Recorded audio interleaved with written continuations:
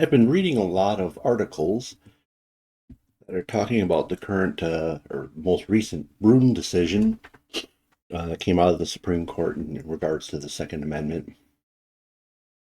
And the bulk of the articles I'm reading are describing how this decision has basically caused a chaos in the court system because the laws of the colonial period that are being referenced by the decision varied so heavily, and a lot of them are really horribly not applicable. Um, with only these articles in mind, I was starting to wonder if maybe uh, the argument that the Supreme Court made on this may have not been the best route to go. And then I got lucky and caught Tom Gresham's gun show from 2 weeks ago.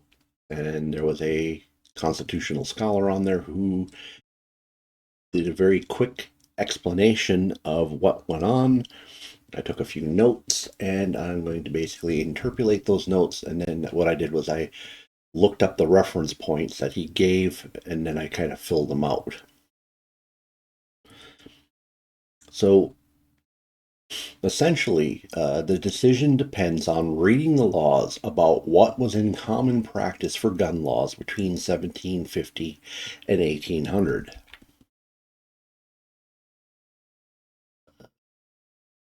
Now, you have to actually dig in a little bit deeper to find out how this all started.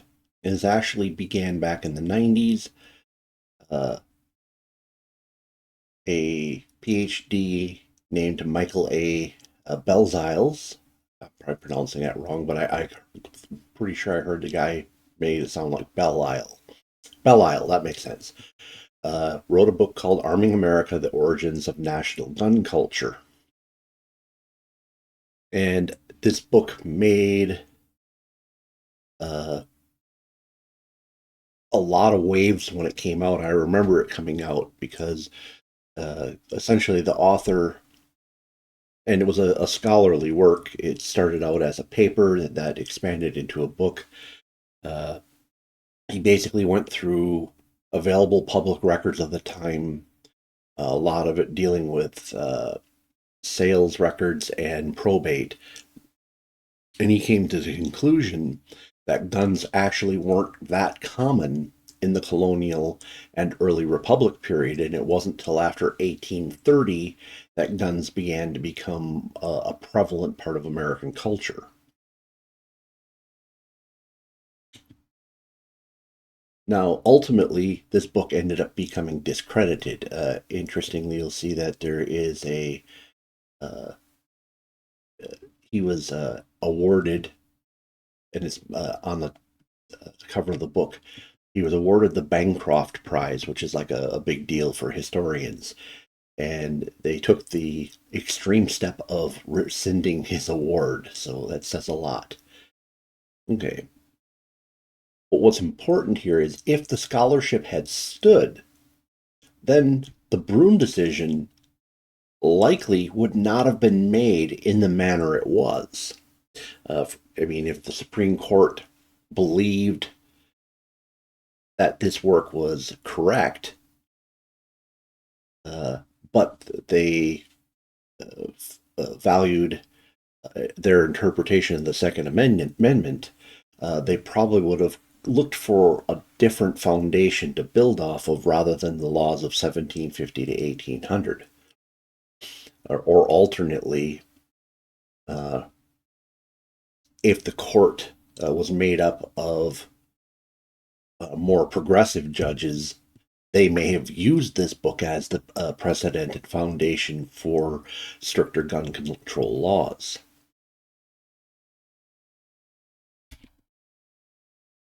So the person who ended up tearing this book up was a man named Clayton Kramer. Was a history student at the time, software engineer, gun enthusiast. Began the long, hard work of undermining uh, the Arming America book. Criticism included noting serious errors in the tables published in the book, as well as in the Journal of American History. namely that uh, the original author was coming up with percentages without providing the total number of cases. And the percentages that he was coming up with were clearly wrong. Emory University conducted an internal inquiry into Delisle's integrity. Quote, every aspect in his work in the probate records is deeply flawed, unquote. And they called his statements in self-defense, quote, prolix, confusing, evasive, and occasionally contradictory, unquote. The Board of Inquiry concluded that his scholarly integrity is seriously in question and that he's in violation of American Historical Association's standards of scholarly integrity. And in 2002, the trustees of Columbia University rescinded Arming America's Bancroft Prize, the first such action in the history of the prize, and he ended up resigning as a professor. Clayton Kramer's work created the foundation on which the Bruen decision was made. So, what? Just to explain real briefly. So, essentially, Clayton's work laid the groundwork for a foundation for the idea that the laws between 1750 and 1800 were a solid basis in how to interpret what the founding fathers had in mind with their ideas on gun ownership. So, one of the claims that Clarence Thomas, basing current laws on those in place between 1750 and 1800s, have created massive turmoil in the courts. Oh, much of the turmoil comes from anti-Second Amendment lawyers misinterpreting the findings, essentially the precedent laws from the 1700s, and judges who are now being exposed to an area of law that they're not familiar with, uh, being put in a position where they kind of have to trust what the lawyers are saying, and sometimes the lawyers are not are being somewhat disingenuous. Uh, the particular commentator I referenced from the Tom Gresham show mentioned that a lot of these lawyers were bringing up incorrect references and out of context references and partial references.